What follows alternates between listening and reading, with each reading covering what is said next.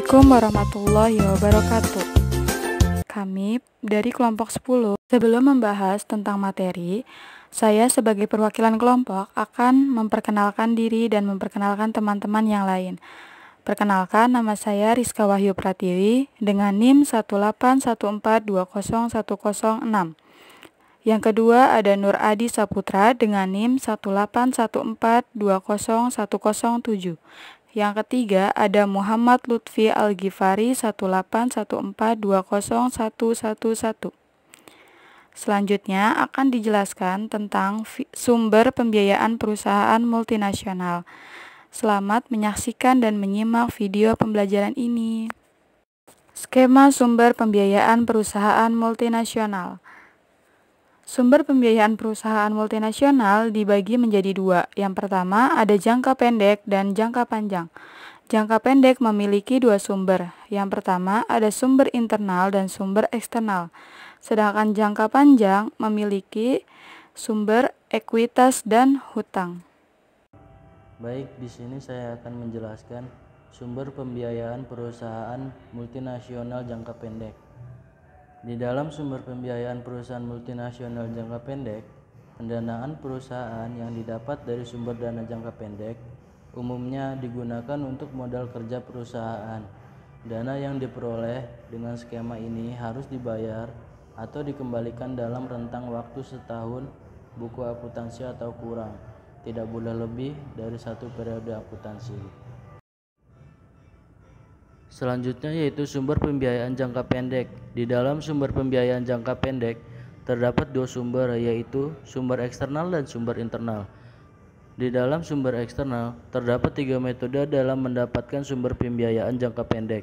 Yang pertama yaitu penerbitan Euronote atau sekuritas hutang tanpa jaminan. Yang kedua penerbitan Euro Commercial Paper. Dan yang ketiga yaitu kredit langsung dari Eurobank.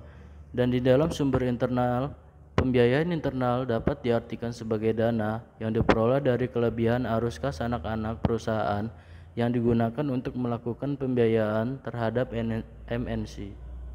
Metode dalam mendapatkan pembiayaan jangka pendek. Di dalam penerbitan Euronote atau sekuritas hutang tanpa jaminan terdapat metode jangka waktu jatuh tempo 1, 3, atau 6 bulan.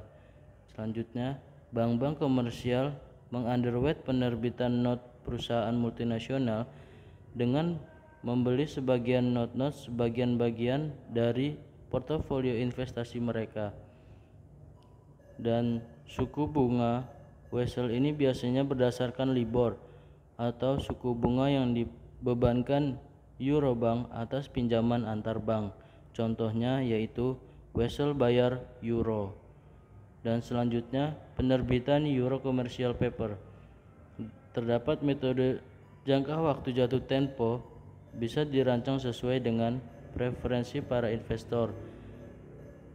Dan selanjutnya pialang menjual surat berharga ini bagi MNC tanpa dijamin oleh sindikasi underwriting sehingga tidak ada jaminan harga jual bagi perusahaan penjual.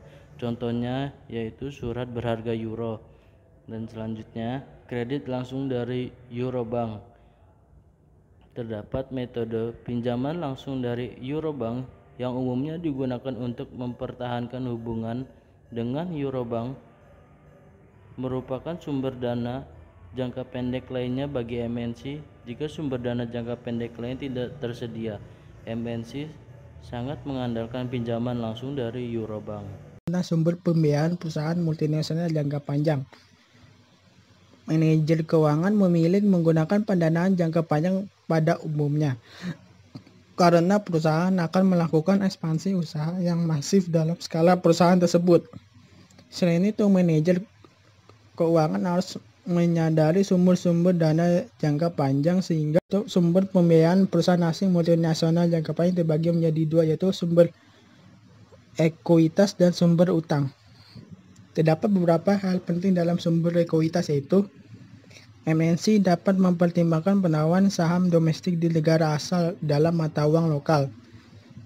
Selanjutnya, MNC dapat mempertimbangkan penawaran ekuitas global di mana mereka menerbitkan saham di negara asal mereka dan dalam satu atau lebih negara asing.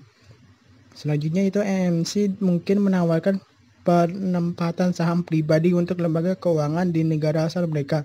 Selanjutnya yaitu MNC mungkin menawarkan penempatan saham pribadi untuk lembaga keuangan di negara asing di mana mereka berkembang. Selanjutnya pendanaan ekuitas di negara asal mereka. Yang kedua yaitu sumber utang. Terdapat beberapa hal penting dalam sumber utang, yaitu NMC dapat terlibat dalam penempatan publik utang di negara mereka sendiri atau korban utang global.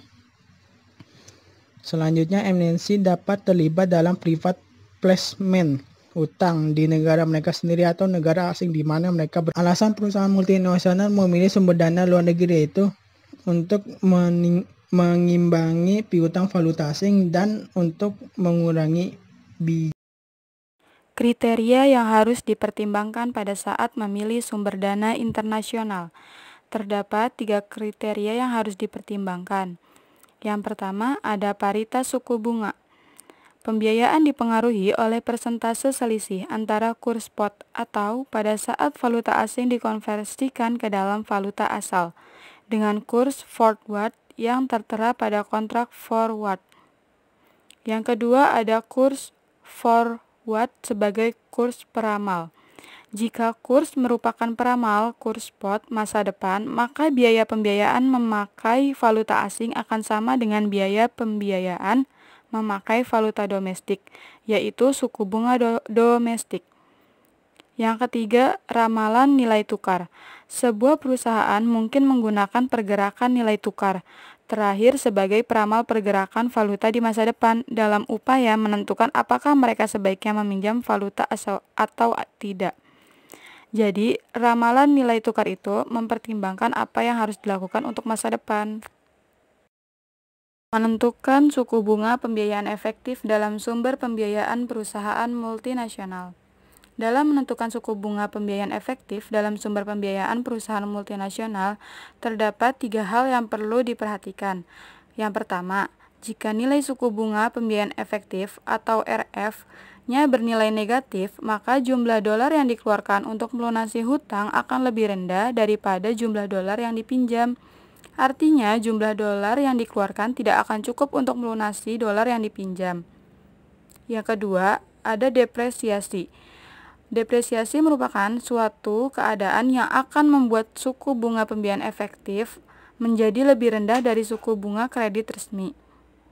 Yang ketiga, apresiasi adalah suatu kondisi yang akan membuat suku bunga pembiayaan efektif menjadi lebih tinggi.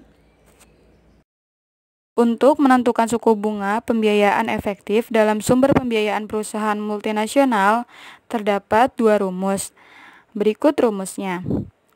Diketahui, RF merupakan suku bunga pembiayaan efektif. IF adalah suku bunga kredit dari falas. S dan ST tambah 1 adalah kurs spot pada awal dan akhir masa pembiayaan. Dan yang terakhir, EF adalah persentase perubahan dalam kurs spot falas.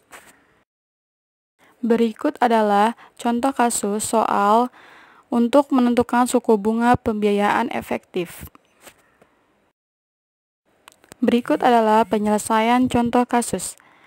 Penyelesaian contoh kasus ini dibagi menjadi 2 hal. Yang pertama ada kondisi mengalami apresiasi, yang kedua ada kondisi mengalami depresiasi.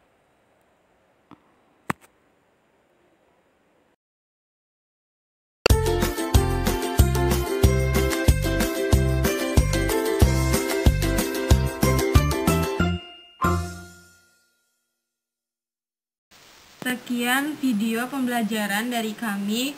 Kurang lebihnya mohon maaf. Wassalamualaikum warahmatullahi wabarakatuh.